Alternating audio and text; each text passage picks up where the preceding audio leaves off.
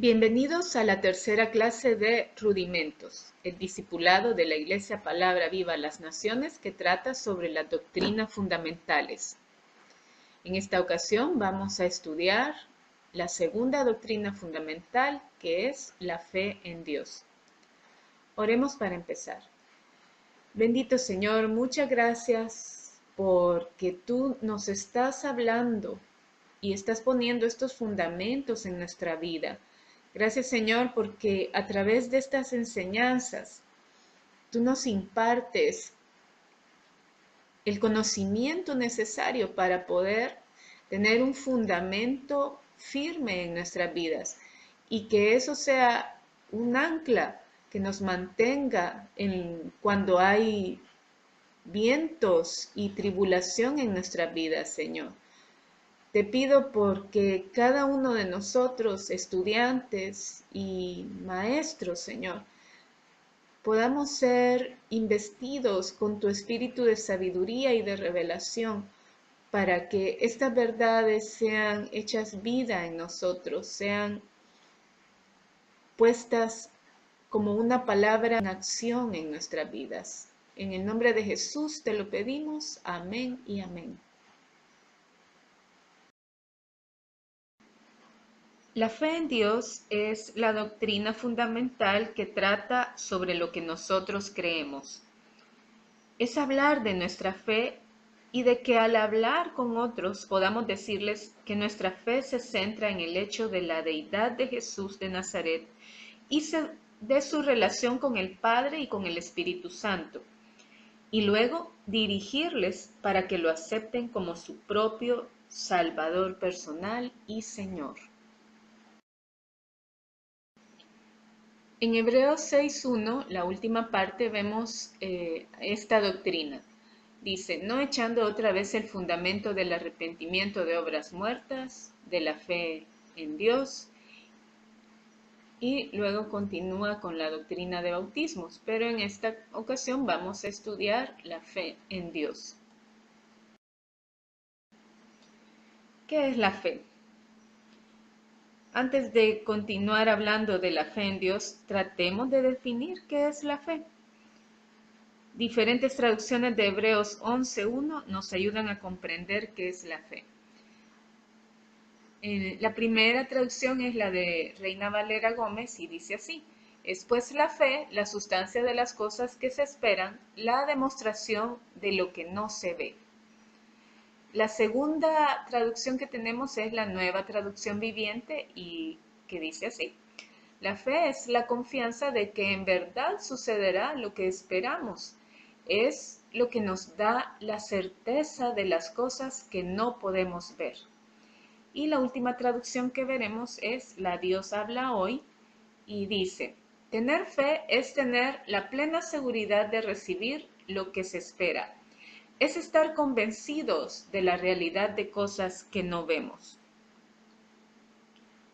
Así que en la primera traducción, la de la Reina Valera, dice que la fe es la sustancia de las cosas que se esperan.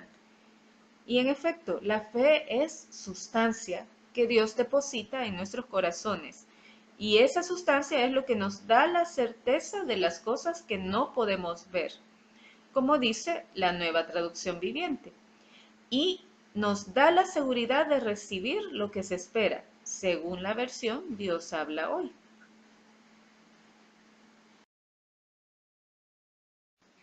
¿Cuál es la importancia de la fe? En nuestra caminata cristiana, la fe es muy importante, porque nuestro Dios es invisible. Colosenses 1:15 dice, el cual es la imagen del Dios invisible, el primogénito de toda criatura. Primera de Timoteo 1:17 dice, por tanto, al Rey eterno, inmortal, invisible, al único sabio Dios, sea honor y gloria por siempre jamás. Amén. Y Hebreos 11:27 dice, por fe dejó a Egipto, no temiendo la ira del rey. Está hablando de Moisés, porque se sostuvo como viendo al invisible. Si nuestro Dios es invisible, en verdad necesitamos esa sustancia que Él pone en nosotros para que lo podamos percibir a través de nuestros sentidos, a través de nuestros pensamientos, de nuestros sentimientos, a través de nuestros tiempos devocionales, por la comunión que el Señor ha puesto en nosotros. Pero, ahora bien, Dios nos demuestra lo que no vemos a través de todo lo creado, a través de las profecías en las Escrituras y a través de los padecimientos.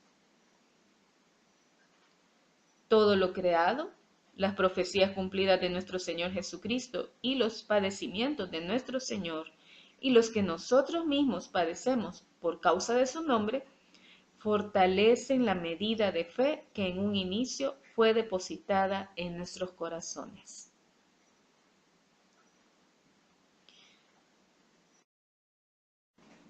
Vamos a empezar estudiando que la fe se fortalece a través de todo lo creado.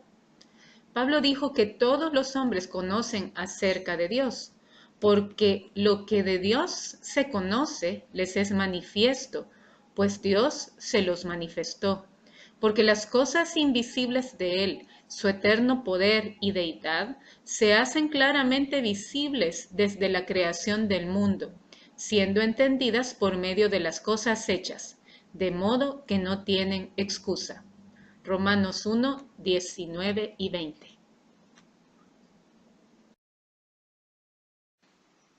Hebreos 1 del 1 al 2 dice: Dios, habiendo hablado hace mucho tiempo en muchas ocasiones y de muchas maneras a los padres por los profetas, en estos últimos días nos ha hablado por su Hijo, a quien constituyó heredero de todas las cosas, por medio de quien hizo también el universo. El Hijo es el creador del universo. Miren cómo se expresa el rey David. Cuando veo tus cielos, obra de tus dedos, la luna y las estrellas que tú formaste, digo, ¿qué es el hombre para que tengas de él memoria? Y el Hijo del hombre para que lo visites. Que esta revelación, hermanos, también sea parte de nosotros. En el Salmo 19:1 dice, los cielos cuentan la gloria de Dios y el firmamento anuncia la obra de sus manos. Amén.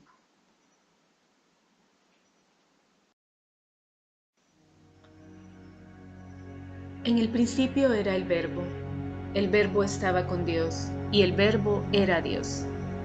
Este era en el principio con Dios. Todas las cosas por Él fueron hechas, y sin Él, nada de lo que ha sido hecho fue hecho.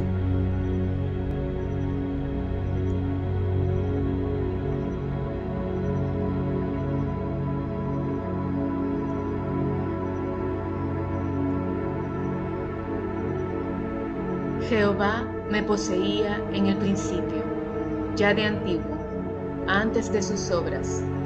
Eternamente tuve el principado, desde el principio, antes de la tierra, antes de los abismos fui engendrada, antes que fuesen las fuentes de las muchas aguas, antes que los montes fuesen formados, antes de los collados, ya había sido yo engendrada. No había aún hecho la tierra, ni los campos, ni el principio del polvo del mundo. Cuando formaba los cielos, allí estaba yo. Cuando trazaba el círculo sobre la faz del abismo, cuando afirmaba los cielos arriba, cuando afirmaba las fuentes del abismo, cuando ponía al mar su estatuto, para que las aguas no traspasasen su mandamiento, cuando establecía los fundamentos de la tierra, con él estaba yo, ordenándolo todo, y era su delicia de día en día, teniendo solaz delante de él en todo tiempo. Me regocijo en la parte habitable de su tierra, y mis delicias son con los hijos de los hombres.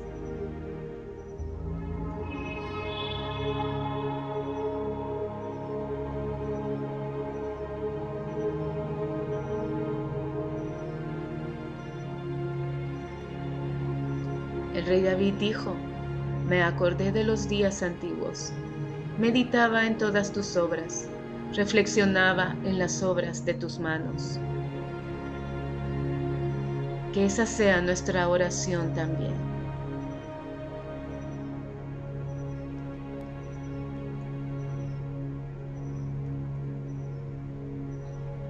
El Señor dice: mi mano fundó también la tierra, y mi mano derecha midió los cielos con el palmo. Al llamarlos yo, comparecieron juntamente.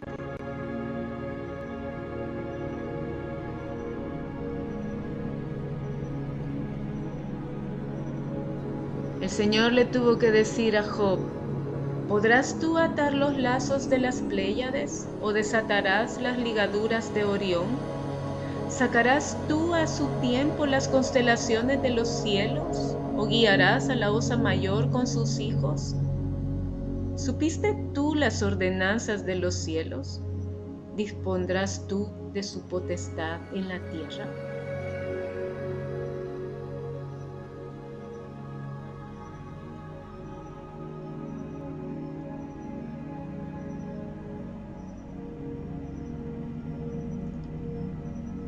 Pero que podamos decir esto en respuesta a lo que preguntó Dios a Job.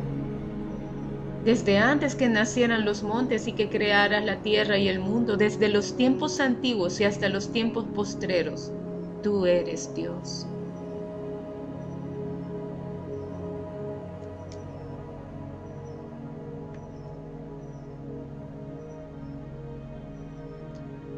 Dios construye su excelso palacio en el cielo y pone su cimiento en la tierra. Llama a las aguas del mar y las derrama sobre la superficie de la tierra. Su nombre es el Señor.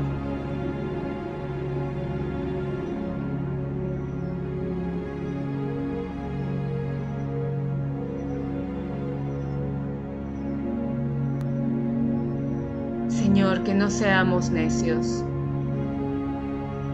Danos entendimiento, porque ay del que contiende con su hacedor, ay del que no es más que un tiesto entre los tiestos de la tierra. ¿Acaso el barro le reclama al alfarero: fíjate en lo que haces, tu vasija no tiene agarraderas?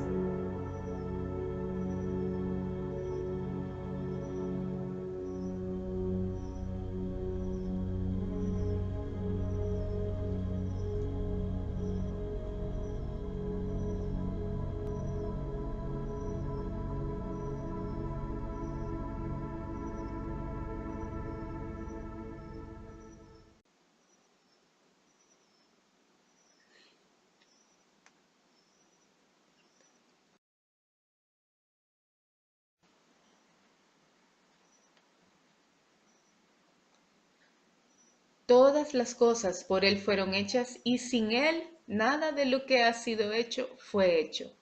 Vemos como el apóstol Juan se va al principio de las Escrituras cuando menciona esto, y leamos ahora unos versos de Génesis 1 en la creación.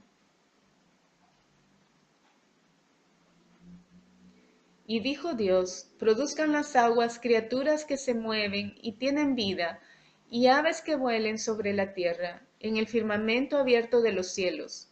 Y creó Dios los grandes ballenas y toda criatura que se mueve, que las aguas produjeron según su género, y toda ave alada según su género.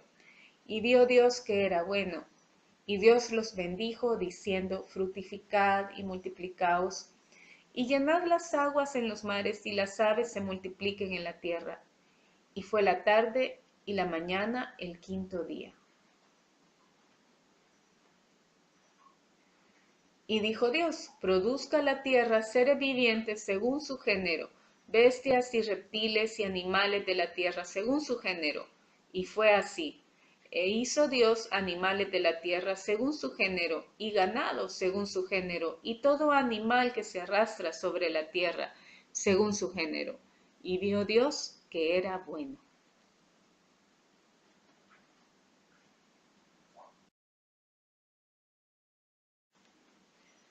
La creación es maravillosa. Nosotros siempre debemos conservar nuestra capacidad de asombrarnos ante todo lo creado. Debemos tener la capacidad de estar agradecidos al ver todo lo que el Señor ha hecho y debemos también comprender que estamos llegando a tiempos en los que el conocimiento está tan vasto, tan expandido, que muchas de las cosas que antes no se sabía porque eran así, ahora se saben. Y siempre debemos darle la gloria a Dios por todo eso. En Eclesiastés 11:5, Salomón escribe esto: como no sabes cuál es el camino del viento o cómo se forman los huesos en el vientre de la mujer encinta, tampoco conoces la obra de Dios que hace todas las cosas. Pero, hermanos, en nuestros tiempos, la meteorología ha avanzado tanto que sí se puede predecir con exactitud hasta de una semana cómo va a ser una tormenta, cómo va a ser un tornado. Se pueden predecir las velocidades a que va a correr y por qué regiones va a estar. Y también se sabe muy detallado también cómo es que se forman los huesos en el vientre de la mujer. Lo cierto es que estamos llegando al tiempo en que Daniel 12:4 escribió esto. Pero tú, Daniel, guarda en secreto estas palabras y sella el libro hasta el tiempo del fin. Muchos correrán de aquí para allá. Y esta es la frase. Y el conocimiento aumentará. Ese es el tiempo en que estamos viviendo nosotros ahora.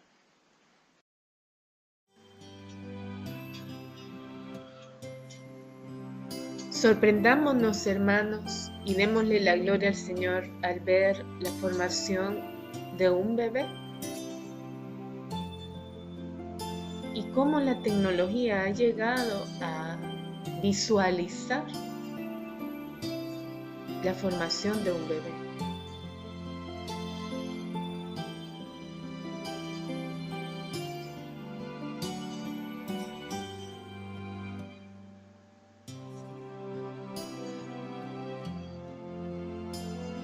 El rey David tuvo una revelación increíble acerca de esto. Él dice: porque tú formaste mis entrañas, me hiciste en el seno de mi madre, te alabaré porque asombrosa y maravillosamente he sido hecho. Maravillosas son tus obras y mi alma lo sabe muy bien.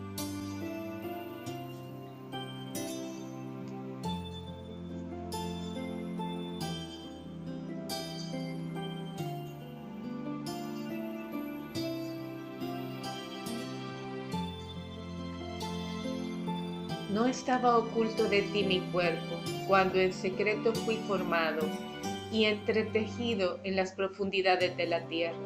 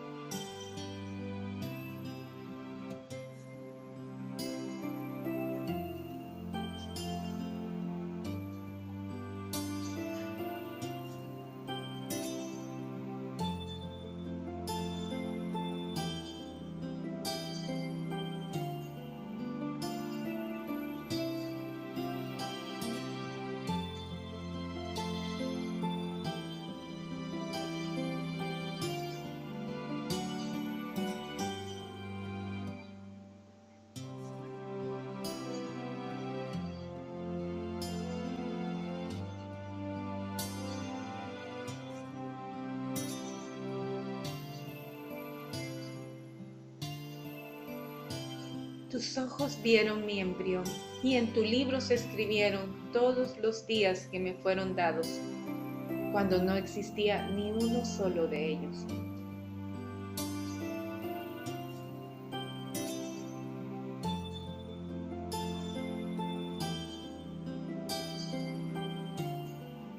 El que hizo el oído, ¿no oye? El que dio forma al ojo, ¿no ve? ¿No reprenderá el que castiga a las naciones, el que enseña conocimiento al hombre?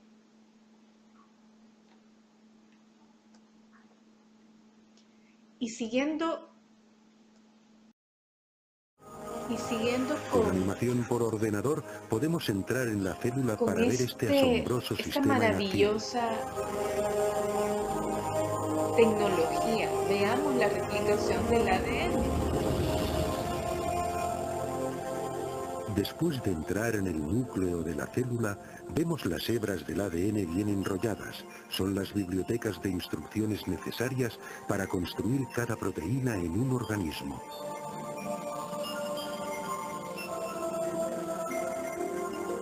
En un proceso conocido como transcripción, una máquina molecular desenrolla primero una sección de la hélice del ADN para exponer las instrucciones genéticas necesarias para ensamblar una molécula específica de proteína.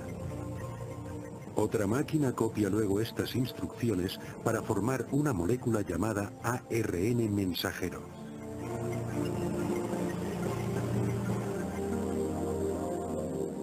Cuando se ha completado la transcripción, la delicada hebra de ARN lleva la información genética a través del complejo de poros del núcleo, el regulador de tráfico adentro y afuera del núcleo.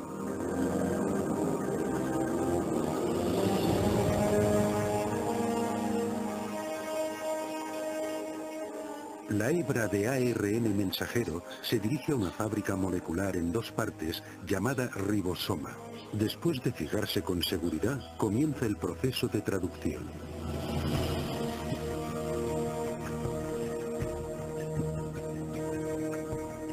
Dentro del ribosoma, una cadena de montaje molecular ensambla una cadena de aminoácidos secuenciada de una manera específica. Estos aminoácidos son transportados desde otras partes de la célula y luego son ensamblados en cadenas a menudo de cientos de unidades de longitud. Su orden de secuencia determina la clase de proteína manufacturada.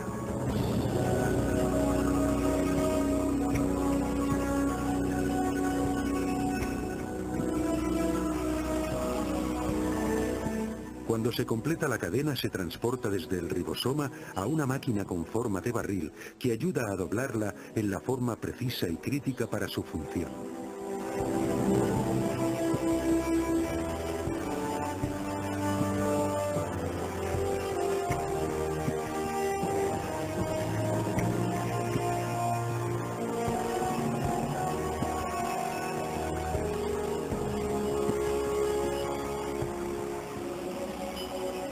Después que la cadena queda doblada como proteína, es liberada y conducida por otra máquina molecular al lugar exacto donde se la necesita.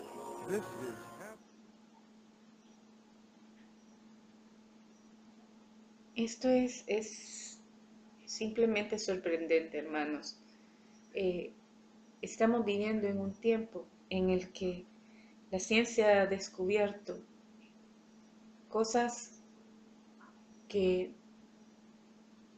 no se podían comprender, no se podían imaginar cómo eran, pero ahora con toda la tecnología podemos ver cómo el Señor ha puesto su sabiduría en cada uno de las cosas que Él ha creado.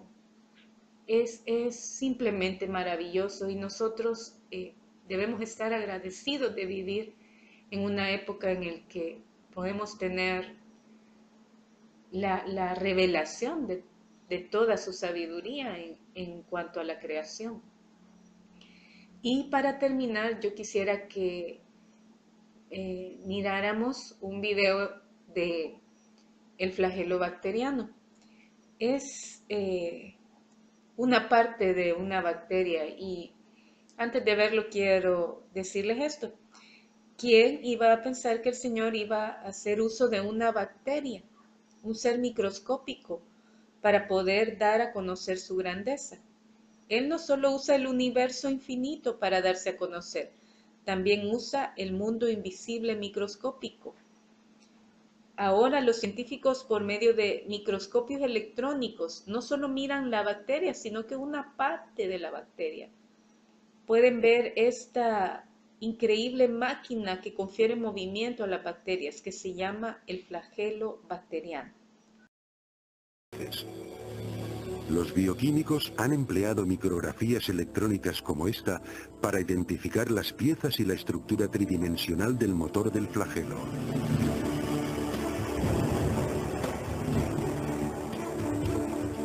Con esta investigación han desvelado una maravilla de ingeniería a escala miniaturizada. Howard Berg, de Harvard, lo ha designado como la máquina más eficiente del universo. Algunas de estas máquinas giran a 100.000 revoluciones por minuto y tienen una conexión fija con un mecanismo transductor o detector de señales que recibe información del medio en que se encuentra. Incluso cuando están girando a esta velocidad pueden detenerse en seco. Solo necesitan un cuarto de vuelta para detenerse y cambiar el sentido de giro y comenzar a girar a 100.000 revoluciones en la otra dirección. Y lo mismo que los motores fuera borda en las lanchas, tiene una gran cantidad de piezas que son imprescindibles para su funcionamiento. El flagelo bacteriano, 2 marchas, adelante y atrás, con refrigeración por agua, movido por energía protónica, tiene un estator, un rotor, una articulación en U, un eje propulsor y una hélice. Y funcionan como estas piezas de maquinaria. No es por comodidad que les damos estos nombres, es que estas son verdaderamente sus funciones. Debido a la elevada complejidad estructural de este mecanismo destinado a la única función del movimiento en seres tan minúsculos, los científicos concluyen que su existencia evidencia un diseño no evolutivo que trasciende a su aparición por puro azar. El término diseño se usa para implicar inteligencia y voluntad de alguna entidad superior creadora de los seres vivos y en última instancia del universo. Estos videos nos han abierto el paso para explicar algo acerca de Dios y la ciencia. La verdadera ciencia nunca contradice la palabra de Dios, porque la verdadera ciencia es el estudio de la creación y Dios es el creador. En Colosenses 2:3 leemos: en Jesús, en Él están escondidos todos los tesoros de la sabiduría y del conocimiento. Y en Colosenses 2:8 se nos da una advertencia: mirad que nadie os engañe por medio de filosofías y huecas sutilezas basadas en las tradiciones de los hombres, conformes a los elementos del mundo y no según Cristo. Estas estadísticas son realmente alarmantes. 2/3 de jóvenes cristianos abandonarán la iglesia y el 45% lo harán al completar la secundaria. Se pierden antes de entrar a la universidad. Los libros de texto enseñan de manera típica la evolución de la especie humana y la suficiencia de la humanidad para resolver todos sus problemas. Hay algo muy importante que los jóvenes de nuestras iglesias deben comprender, y es la teoría del intervalo. La teoría del intervalo es una enseñanza o doctrina que surgió en el siglo XVI. Ya en el año 657 ya se hablaba de ella, incluso algunos padres de la iglesia ya hablaban de ella. Lo que esta doctrina enseña esencialmente es que hubo un intervalo entre Génesis 1:1 y Génesis 1:2. Génesis 1:1 dice: en el principio creó Dios los cielos y la tierra. Luego hay un intervalo de tiempo, no sabemos cuánto tiempo es ese, pueden ser miles, millones de años. Y luego en Génesis 1:2, en la primera parte, dice, y la tierra estaba desordenada y vacía, y las tinieblas estaban sobre la faz del abismo. La afirmación es que Dios no creó este mundo en desorden y confusión, sino que se oscureció y desordenó. Eclesiastés 3:11 confirma esto, porque dice, todo lo hizo hermoso en su tiempo. Así que no podía haber creado una tierra desordenada y vacía. La forma verbal más correcta, o sea, en el original hebreo, se lee, la tierra se volvió desordenada y vacía. ¿Qué significa esto entonces? ¿Que hubo una creación anterior? En las escrituras hay alusiones definidas a una creación anterior, lo cual explicaría los huesos y artefactos que son más antiguos que Adán. El lenguaje que es usado en la creación de Adán muchas veces tiene el sentido de restablecer o rellenar. En otras palabras, el Creador estaba regresando las cosas a su lugar. En Génesis 1:2b inicia la recreación, tendríamos que decir, o restauración de la tierra. Los 7 días de la creación de Génesis son la restauración de la tierra y el comienzo del hombre. Ciertamente este punto de vista respondería a muchas preguntas, como los huesos humanoides o los huesos de animales prehistóricos, que son mucho más antiguos que Adán.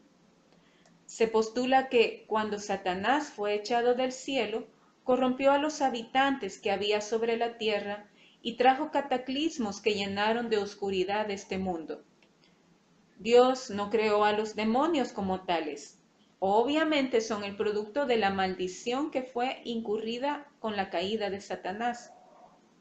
Los ángeles y los demonios no son lo mismo. Los ángeles habitan lugares celestiales. Los demonios están limitados a la tierra. Muchos cristianos no han oído de la teoría del intervalo, porque no se enseña comúnmente en la iglesia. Muchos seminarios están conscientes de ella y hay algunos grupos protestantes que la aceptan, pero generalmente no es entendida. En 1925 se hizo un juicio muy famoso contra un profesor de una escuela secundaria en Tennessee. El juicio se llamó el juicio a Scopes. Él era un profesor que estaba enseñando acerca de la evolución. En ese estado era prohibido enseñar acerca de la evolución, así que él fue sometido a un juicio por eso. Si el abogado que defendía la posición de la creación, que se llamaba William Jennings Bryan, él era un abogado cristiano, pero él no era un teólogo y no conocía la teoría del intervalo. Y uno se pregunta que si él hubiera entendido la teoría del intervalo, ¿sería que habría ganado este juicio? Fue hecho ver como un necio al tratar de probar que todo pasó en los últimos 6.000 años.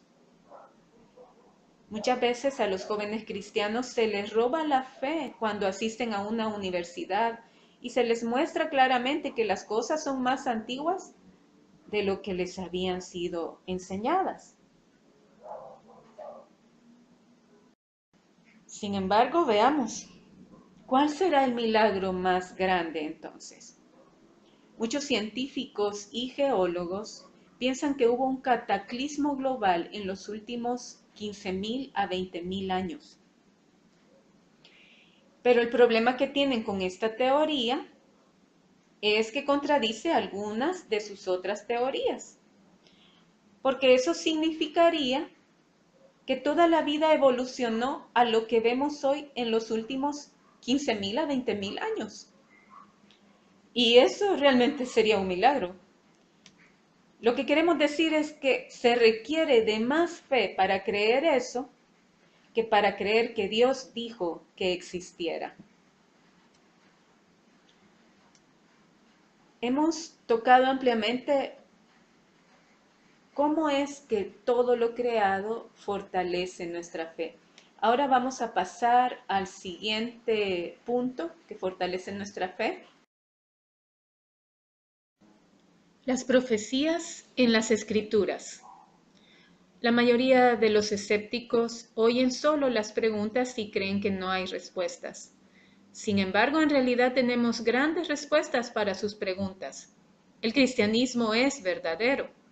Eso significa que la realidad siempre estará de nuestra parte y que solo tenemos que encontrar la prueba apropiada para responder cualquier pregunta. La verdad es que Dios nos manda que les contestemos. Como dice en 1 de Pedro 3:15, santificad a Dios el Señor en vuestros corazones y estad siempre preparados para presentar defensa con mansedumbre y reverencia ante todo el que os demande razón de la esperanza que hay en vosotros. Este pasaje afirma varias cosas. El primero es que debemos estar preparados. Lo segundo es que tenemos que presentar defensa a los que formulen preguntas. Y lo tercero es que cuando respondemos, debemos establecer que Cristo es el Señor de nuestros corazones. Y si Él es realmente el Señor, debemos obedecerlo, derribando argumentos y toda altivez que se levanta contra el conocimiento de Dios, llevando cautivo todo pensamiento a la obediencia a Cristo. En otras palabras, debemos confrontar estos asuntos tanto en nuestra mente como en los pensamientos que expresan otras personas, lo que constituye el impedimento para conocer a Dios. El evangelismo se trata precisamente de eso.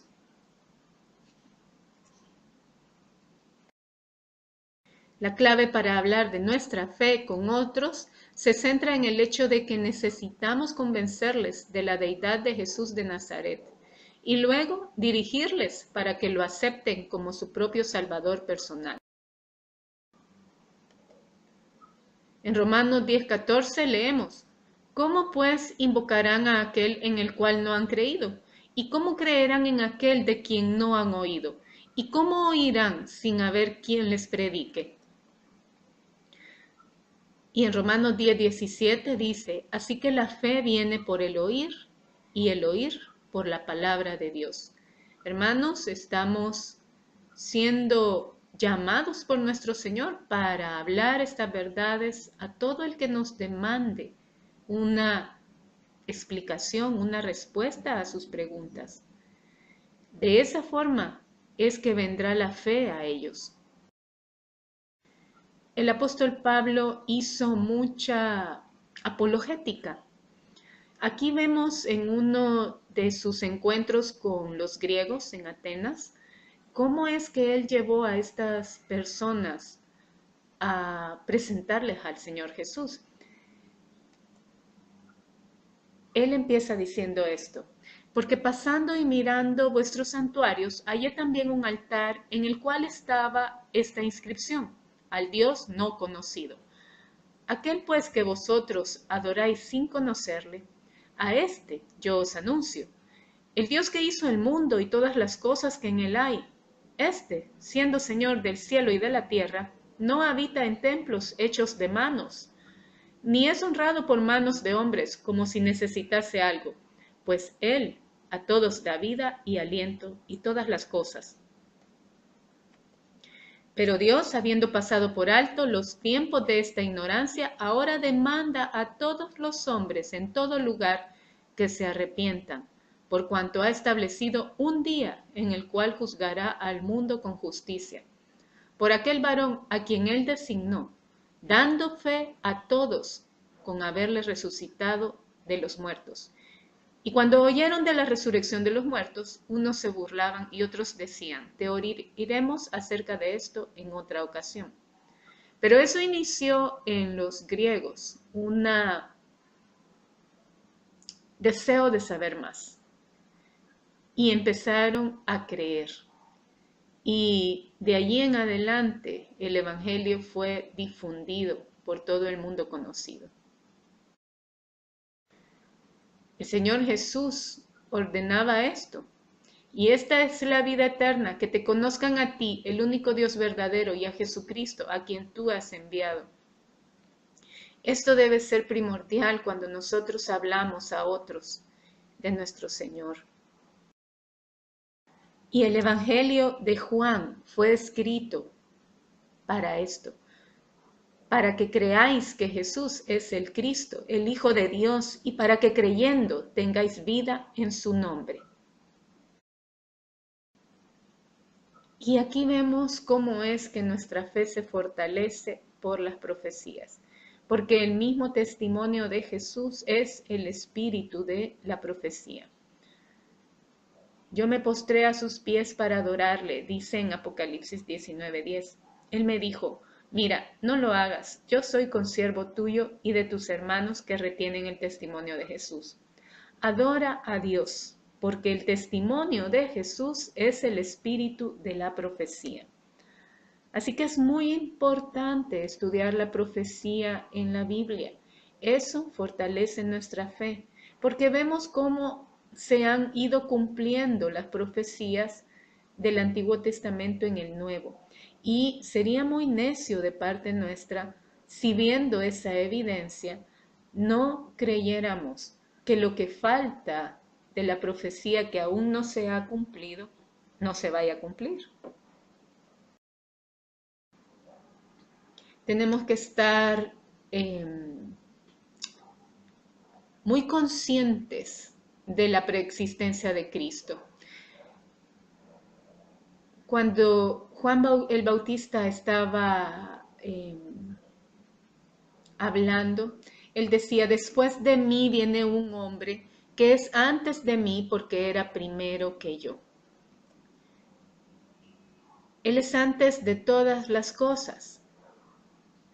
Cristo no tiene principios, sin padre, sin madre, sin genealogía, que ni tiene principio de días ni fin de vida, sino hecho semejante al Hijo de Dios, permanece sacerdote para siempre. Cristo es eternamente el mismo, Él nunca cambia. Jesucristo es el mismo ayer y hoy y por los siglos. Amén.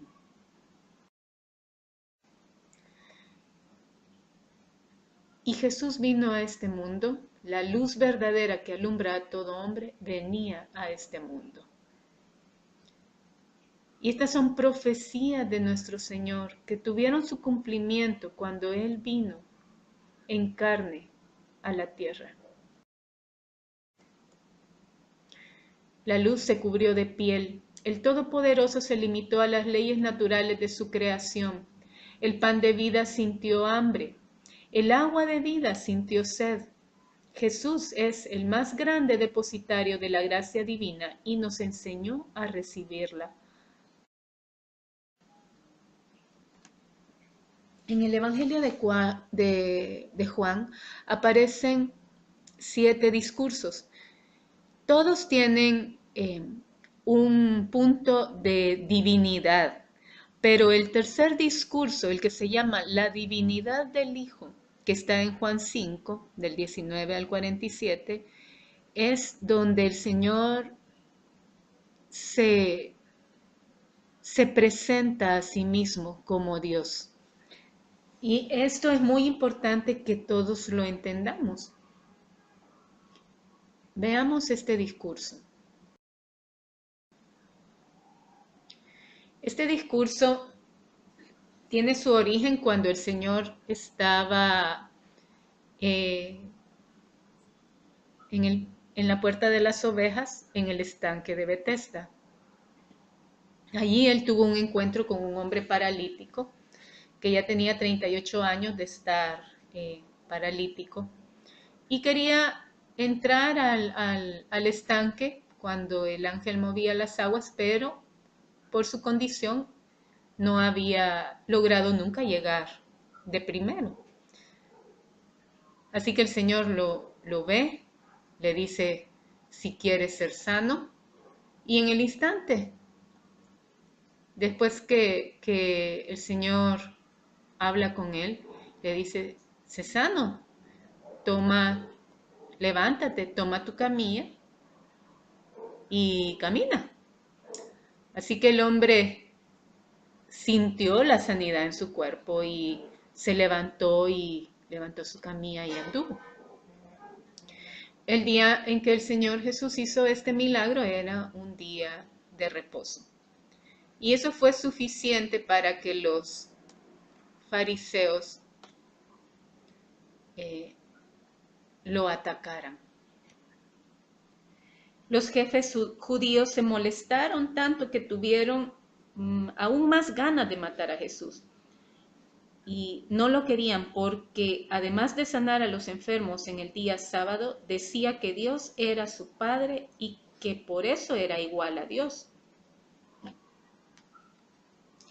Vamos a escuchar ahora este discurso y vamos, además de ver todo lo que el Señor explica de Él mismo, que se encuentran inmersos en este discurso 4 de las doctrinas fundamentales, incluyendo el arrepentimiento de obras muertas, la fe en Dios, la resurrección de los muertos y el juicio eterno. Oigamos entonces. Les dijo, les aseguro que yo, el Hijo de Dios, no puedo hacer nada por mi propia cuenta. Solo hago lo que veo que hace Dios, mi Padre. Él me ama y me muestra todo lo que hace, y me mostrará cosas aún más grandes que a ustedes los dejarán asombrados. Porque así como mi Padre hace que los muertos vuelvan a vivir, así también yo le doy vida a quien quiero. Y mi Padre no juzga a nadie. Es a mí, que soy su Hijo, a quien le ha dado ese poder, para que todos me honren como lo honran a Él. Cuando alguien no me honra, tampoco honra a mi Padre, que me envió. Les aseguro que todo el que preste atención a lo que digo y crea en Dios, que fue quien me envió, tendrá vida eterna. Aunque antes haya vivido alejado de Dios, ya no será condenado, pues habrá recibido la vida eterna. Una cosa es cierta, ahora es cuando los que viven alejados de Dios me oirán a mí, que soy su Hijo. Si me obedecen, tendrán la vida eterna, porque Dios, mi Padre, tiene el poder para dar la vida, y a mí me ha dado ese poder. También me ha dado autoridad para juzgar, pues yo soy el Hijo del Hombre. No se sorprendan de lo que les digo, porque va a llegar el momento en que los muertos oirán mi voz y saldrán de sus tumbas. Entonces los que hicieron lo bueno volverán a vivir y estarán con Dios para siempre. Pero los que hicieron lo malo volverán a vivir para ser castigados. Yo no puedo hacer nada por mi propia cuenta. Mi Padre me envió y Él me dice cómo debo juzgar a las personas. Por eso yo juzgo correctamente, porque no hago lo que yo quiero, sino lo que mi Padre me ordena hacer. Si yo hablara bien de mí mismo, ustedes dirían que miento. Pero conozco a alguien que dirá quién soy yo y que confirmará que yo digo la verdad. Cuando ustedes enviaron mensajeros a Juan, él les dijo la verdad. Las enseñanzas de Juan fueron como una lámpara encendida en la oscuridad, y por un tiempo ustedes se alegraron de escucharlas. Pero yo no necesito que nadie hable bien de mí. Si he mencionado a Juan, ha sido solo para que ustedes crean y Dios los salve. Yo puedo probarles que de verdad mi Padre me ha enviado. Así lo prueba todo lo que hago, y ni siquiera Juan puede ser mejor testigo. Porque yo hago las cosas que mi Padre me envió a hacer. Mi Padre me ha enviado, y Él también habla bien de mí. Lo que pasa es que ustedes nunca lo han oído hablar, ni lo han visto cara a cara. Ustedes no aceptan su mensaje, pues no han creído en mí, que he sido enviado por Él. Ustedes estudian la Biblia con mucho cuidado porque creen que así alcanzarán la vida eterna. Sin embargo, a pesar de que la Biblia habla bien de mí, ustedes no quieren creer en mí para alcanzar la vida eterna. A mí no me interesa que la gente hable bien de mí. Además, a ustedes los conozco muy bien y sé que no aman a Dios. Él es mi Padre y me ha enviado, pero ustedes no me han aceptado. Sin embargo, a quien viene por su propia cuenta, ustedes sí lo reciben. ¿Cómo van a creerme si les gusta que sea la gente la que hable bien de ustedes y no el Dios único? No crean que yo voy a acusarlos con mi Padre. Ustedes han confiado en lo que Moisés escribió y será Moisés quien los acuse. Si le creyeran a Moisés, también creerían en mí, pues él escribió acerca de mí. Pero si no creen en lo que él escribió, ¿cómo van a creer en lo que yo les digo?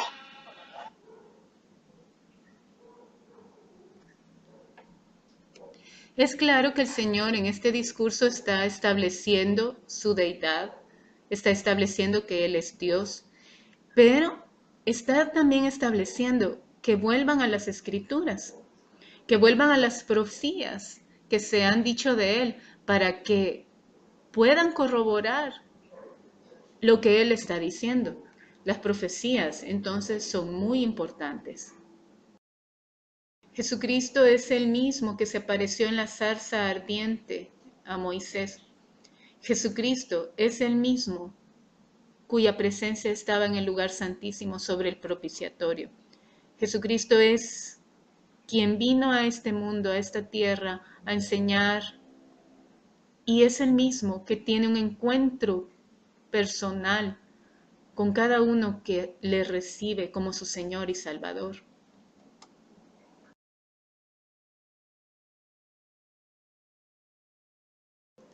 Jesucristo es el que nos corona con una corona de justicia o una corona de vida.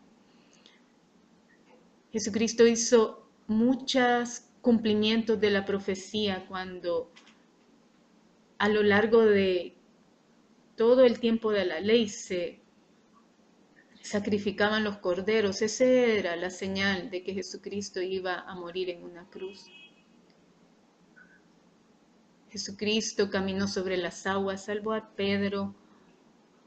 Jesucristo se transfiguró ante 3 de sus discípulos. Jesucristo es quien resucitó de entre los muertos. Jesucristo está escrito en cada palabra de las Escrituras.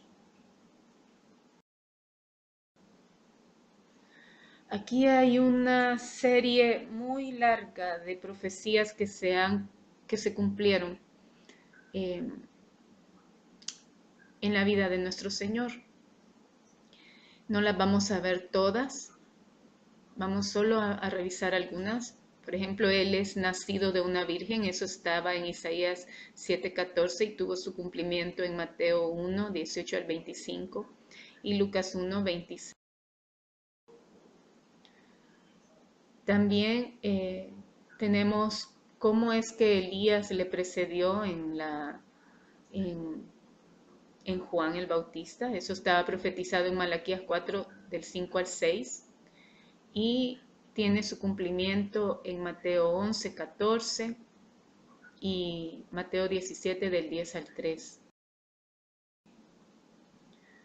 Jesucristo es rechazado por la gente, lo vemos en el Salmo 2 y en Lucas tiene su cumplimiento en Lucas 18 del 31 al 34. Jesucristo es crucificado junto a pecadores. En Isaías 53:12 estaba profetizado que eso iba a suceder. También estaba profetizado que sería sepultado con los ricos, y eso lo vemos en Isaías 53:9. Y también estaba profetizada su resurrección en el Salmo 16, en el 49 y en Isaías 53.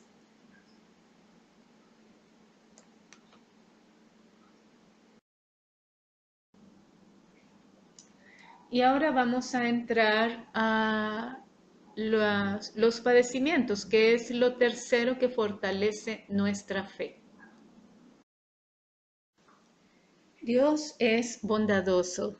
La bondad y el sufrimiento no son contradictorios. George MacDonald dijo, el Hijo de Dios sufrió hasta morir, no para que los hombres no sufrieran, sino para que sus sufrimientos pudieran ser como los suyos. Las pruebas tienen como propósito ablandar a las personas. El sufrimiento elimina la dureza. Cuando no hemos sufrido lo suficiente, tenemos poca capacidad para comprender a los demás y somos insensibles a sus congojas. El sufrimiento logra lo siguiente: destruye la soberbia, abre la puerta a una mayor gracia, nos pone de manifiesto lo que tenemos en el corazón, nos hace tiernos y compasivos, nos ayuda a no pecar más, nos hace estables e inflexibles, produce paz, evita que nos descarriemos, produce paciencia, purifica nuestra fe, forja la obediencia, nos hace mansos, nos lleva al gozo verdadero, nos identifica con el oprobio de Cristo, nos da la capacidad de consolar a otros, crea naturaleza divina, el oro refinado en el fuego, nos prepara para reinar con Cristo, nos hace hijos maduros, causa que entremos en el reino, nos perfecciona, llegamos a conocer a Jesús por medio del sufrimiento, nos lleva a la gloria, hace que la verdad adquiera vida, y el sufrimiento vicario, que es sufrir por los demás. De todos estos vamos a ver un poquito más en detalle que purifican nuestra fe. Por orden de Dios, todo obstáculo, enemigo y problema que enfrentamos nos ayuda a bien. Las injusticias, las molestias y los pesares están en conjunto, trabajando vigorosamente a nuestro favor para producir en nosotros todas las virtudes que acabamos de enumerar. El problema es nuestro siervo. Piense en todas las cualidades eternas que dejarían de producirse si no tuviéramos dificultades. Nuestra fe debe ser purificada.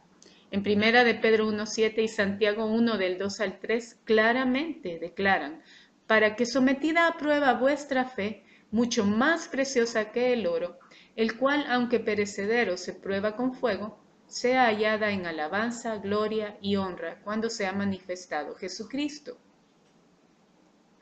En Zacarías 13:9 leemos: pero a esa parte restante la pasaré por el fuego, la refinaré como se refina la plata, la probaré como se prueba el oro. Entonces ellos me invocarán y yo les responderé. Yo diré: ellos son mi pueblo, y ellos dirán: Él es nuestro Señor. Nuestra fe está mezclada con prejuicios y emociones, tal como el impulsivo Pedro aprendió en sus años de juventud. Por lo tanto, Pedro tuvo que atravesar muchas pruebas purificadoras durante su vida. Al final de sus días, su fe fue hallada en alabanza, gloria y honra. Job dijo: Él conoce mi camino, me probará y saldré como oro. Todo lo que hagamos debe nacer de fe, no de impaciencia, histeria, frustración, emoción o de nuestras propias ideas. Todas nuestras palabras y acciones deben nacer de una verdadera fe. Por eso, nuestra fe debe ser purificada. Lo que no es nacido de fe, por lo general, es pecado. Y ahora es un buen momento para hablar de un desvío en cuanto a la fe. Nos referimos al mensaje de la prosperidad. Aunque en muchos sentidos ha sido una bendición, por diversas razones ha sido también un impedimento para el crecimiento cristiano del cuerpo de Cristo. Su proclama enfatiza lo que Dios puede hacer por mí, la forma más fácil de salir de mis problemas, tener una pronta respuesta. ¿Cómo puedo ser una persona de éxito y cómo puedo ser alguien? Pero no ha puesto el énfasis en la vida transformada, no ha hecho hincapié en la negación del yo para hacer la voluntad de Dios. En todas partes se ha estado alimentando a la iglesia con leche, siendo esta la razón de su inmadurez. El mensaje de la cruz es molesto para muchos, pero observemos cuántas cualidades eternas se dejan de producir. Que no nos pase desapercibido el elemento central de la vida, el cual es qué nos vamos a llevar a la eternidad y qué es lo que se ha forjado en mi corazón. Y para esto se necesita fe. La palabra griega upomoni, traducida como paciencia, en realidad significa perseverar con alegría y constancia y firmeza. En otras palabras, como dijo Cristo, mas el que persevere hasta el fin, éste será salvo. La perseverancia jamás será desarrollada en nosotros a menos que seamos probados y experimentemos presiones y pruebas. Entonces, y solamente entonces, este hermoso fruto del Espíritu se desarrollará en nuestro corazón.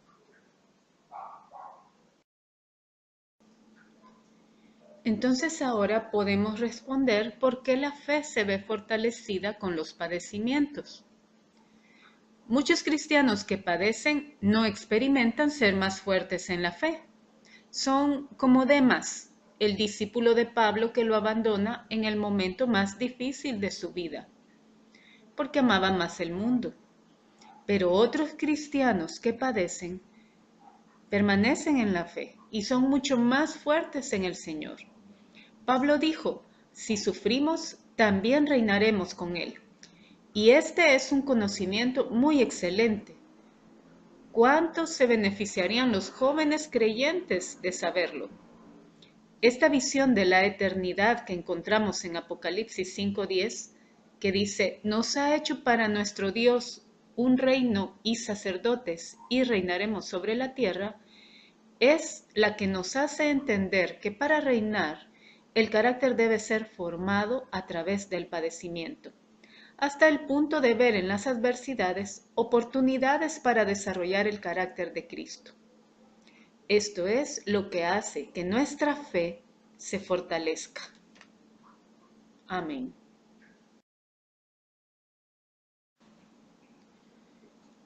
Hermanos, esta sería la primera parte de la fe en Dios. En la siguiente clase, en la número 4, vamos a seguir hablando de lo que es la fe en Dios. Muchas gracias. Dios les bendiga.